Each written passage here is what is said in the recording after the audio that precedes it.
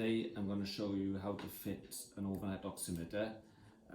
We're going to issue with the oximeter. You're going to take it home, use it while you're sleeping for one night, then bring it back to us the next day. So this is the oximeter. It's like wearing a big watch. It goes on your wrist. Use a strap.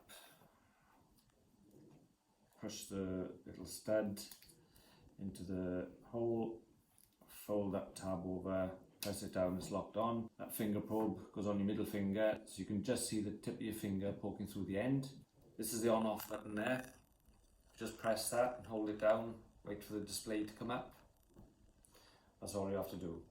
Use it while you're sleeping.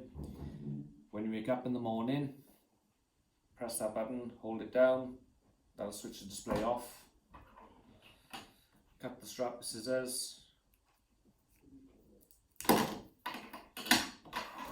That's it, all done.